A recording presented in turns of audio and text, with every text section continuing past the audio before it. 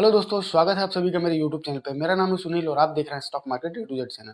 Guys, इस particular video में हम बात करेंगे कि टेक्निकल एनालिसिस क्या होता है और फंडामेंटल एनालिसिस क्या होता है, और इन सारी चीज़ों में मतलब जो टेक्निकल एनालिसिस है, क्या-क्या इंपॉर्टेंट टूल्स होते हैं जो हमको सीखना चाहिए, और फंडामेंटल एनालिसिस क्या होती है। क्योंकि फंडामेंटल एनालिसिस जो होती है ना, वो तो सारी की सारी आपको सीखनी होती है, क्योंकि उसमें ज़्यादा कुछ पॉइंट्स होते नहीं हैं, उसमें कुछ करना नहीं होता, जस्ट उसको उसमें आपको देखना होता है।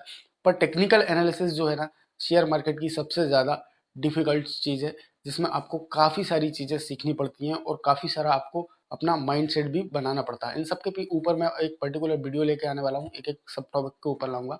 फिलहाल हम इस पर्टिकुलर वीडियो में जानने वाले हैं कि टेक्निकल एनालिसिस में आपको क्या-क्या देखना है और फंडामेंटल एनालिसिस में आपको क्या-क्या देखना है। देखो, सबसे पहले तो मैं बात कर लेता हूँ शॉर्ट में फंडामेंटल एनालिसिस के बारे में। फंडामेंटल एनालिसिस क्या होती है कि हमको कभी भी किसी भी कंपनी के, कोई पर्टिकुलर कंपनी होती है, कोई शेयर होता है, मतलब कंपनी या शेयर जो भी आप मान सकते हो। सिंपल लैंग्वेज में बात करें तो कोई भी एक XYZ कंपनी है, रिलायंस है, टाटा है, HUL है, कोई भी एक कंपनी को आपको देखना है कि ये कंपनी क्या कर रही है।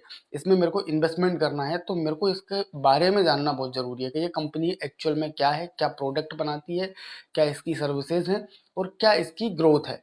तो उसके लिए मैं क्या करूँगा, उसका फंडामेंटल एनालिसिस करूँगा। फंडामेंटल एनालिसिस करने के लिए आपको पास काफ़ी सारी वेबसाइट्स हैं, जो फ्री में आपको ये सारा डेटा अवेलेबल करवाती हैं, जिसमें आपको कंपनी की बैलेंस शीट देखने को मिल जाएगी, कंपनी के प्रॉफिट एंड लॉस देखने को मिल जाएँगे, एबिटा वगैरह देखने को मिल जाएगा, पी रेशियो देखने को मिल जाएगा।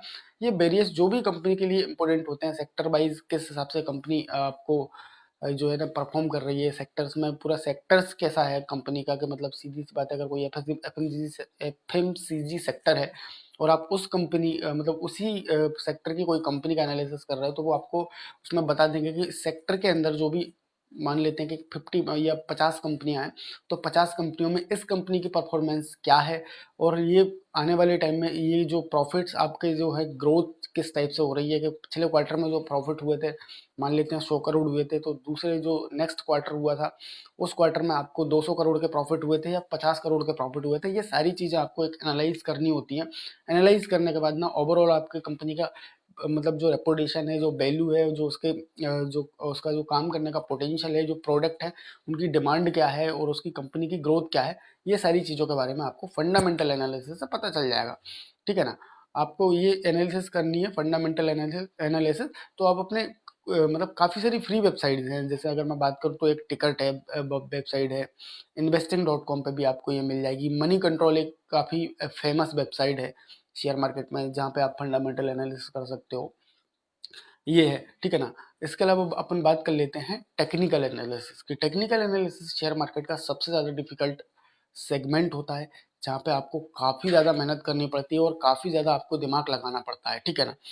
तो यहाँ पे अगर मैं बात करूँ तो टेक्निकल एनालिसिस में सबसे पहले आती हैं कैंडल्स। कि कैंडल्स कैंडल्स क्या होती है? कैंडल्स की अगर मैं बात करूँ तो कैंडल्स वो चीज़ होती है कि आपको एक उसका टाइम फ्रेम होता है, उसमें एक टाइम फ्रेम के हिसाब से वो एक पूरी कैंडल होती है। कैंडल का मतलब सीधी सी बात है, मोमबत्ती को बोलते हैं। कैंडल जो हमारी मोमबत्ती होती है, उसको हम कैंडल्स बोलते हैं। उसी टाइप की कुछ कैंडल्स शेयर मार्केट में होती हैं, कुछ ग्रीन होती हैं, कुछ रेड होती हैं, ठीक है ना? वो आपको बताती है कि मार्केट में जो शेयर था उसकी प्राइस कब अप गई है।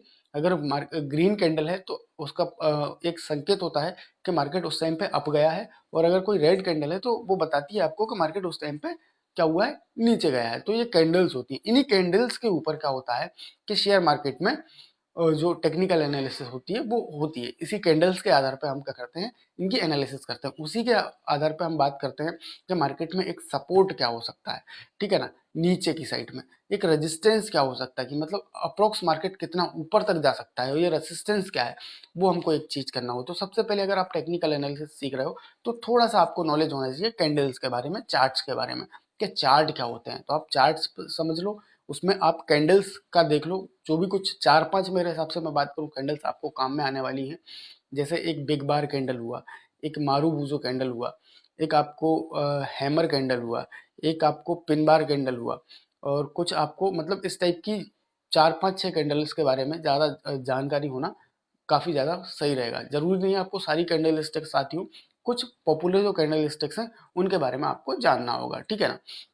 उसके अलावा फिर आपको ट्रेंड लाइन एक इम्पोर्टेंट टॉपिक होता है इसके अंदर, कि भाई ट्रेंड लाइन आपको देखना है कि ट्रेंड लाइन किस हिसाब से मार्केट में किसी ट्रेंड लाइन के ऊपर चल नहीं रहा है या चल रहा है, वो आपको एक देखना होता है। सपोर्ट और रेजिस्टेंस, ट्रेंड लाइन, ये चीज़ें आपके लिए काफ़ी ज़्यादा इंपॉर्टेंट होती हैं। देन उसके बाद कुछ पर्टिकुलर पैटर्न होते हैं मार्केट के अंदर, जैसे डबल टॉप पैटर्न हुआ, डबल बॉटम पैटर्न हुआ, इस टाइप के कुछ पॉपुलर पैटर्न होते हैं, तो वो भी आपको देखना होता है। उसके अलावा कुछ फिर आ जाते हैं टेक्निकल इंडिकेटर। टेक्निकल इंडिकेटर में फेमस टेक्निकल जो इंडिकेटर होते हैं उनके मैं आपको नाम बता देता हूँ, जैसे कि RSI हुआ, MACD हुआ, वॉलेंजर बैंड हुआ और सबसे इंपॉर्टेंट मूविंग एवरेज हुए। ये काफ़ी पॉपुलर जो इंडिकेटर होते हैं, जो सभी इन्वेस्टर्स इनको यूज़ करते हैं, तो आपको इन सब के बारे में भी जानकारी होना काफ़ी ज़रूरी है। तो ये इतनी सारी चीज़ें जो मैंने आपको बताई है फंडामेंटल और टेक्निकल में, अगर आप इन्वेस्टमेंट करते हैं या आप फ्यूचर में कभी भी आप ये सोच रहे हैं कि मैं फ्यूचर में जाके ना ट्रेडिंग करने वाला हूँ, तो ये सारी चीज़ों की जानकारी आपके पास बिल्कुल होनी चाहिए। आप सारे इंडिकेटर्स जो मैंने बताए उनकी जानकारी आप पर्टिकुलर सर्च करेंगे तो यूट्यूब पे अवेलेबल है। और फंडामेंटल एनालिसिस कैसे करना है, अगर इसके बारे में भी आप सर्च करेंगे तो यूट्यूब पे और सभी सोशल मीडियाज़ पे इसके बारे में भी अपलोड मतलब जो वीडियो हैं ऑलरेडी पड़े हुए हैं। कुछ वीडियो मेरे चैनल पे भी पड़े हुए हैं, आप वहाँ पे जाके भी देख सकते हो। और आने वाले टाइम में इन सब के ऊपर मैं एक बार फिर से वीडियो बनाने वाला हूँ, जिसमें आपको स्टेप बाय स्टेप सारी चीज़ें समझाने वाला हूँ, ठीक है ना? तो टेक्निकल और फंडामेंटल एनालिसिस में अगर आप इन्वेस्टमेंट करते हैं तो भी आपको दोनों चीज़ें ज़रूरी है। और अगर आप कभी भविष्य में आप ये सोच रहे हैं कि मैं ट्रेडिंग करने वाला हूँ, मैं ट्रेडिंग करूँगा, मैं ट्रेडिंग स्टार्ट करूँगा, तो पहले आप ट्रेडिंग स्टार्ट करने से पहले, इन्वेस्टिंग स्टार्ट करने से पहले ये दोनों के बारे में जो डिटेल्स में मैंने आपको बताया, इन सब के बारे में आपको थोड़ा-सा एक बार पढ़ना चाहिए। पीडीएफ्स वगैरह हैं जो काफ़ी अवेलेबल हैं, फ्री में भी अगर आप चाहो तो गूगल्स पे मिल जाएँगी।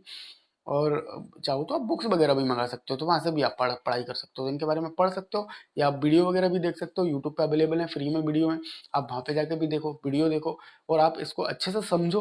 देन उसके बाद आप फिर क्या करो कि अपनी जो भी इन्वेस्टमेंट या फिर ट्रेडिंग की जर्नी है वो शुरू कर सकते हो, ठीक है ना गाइज?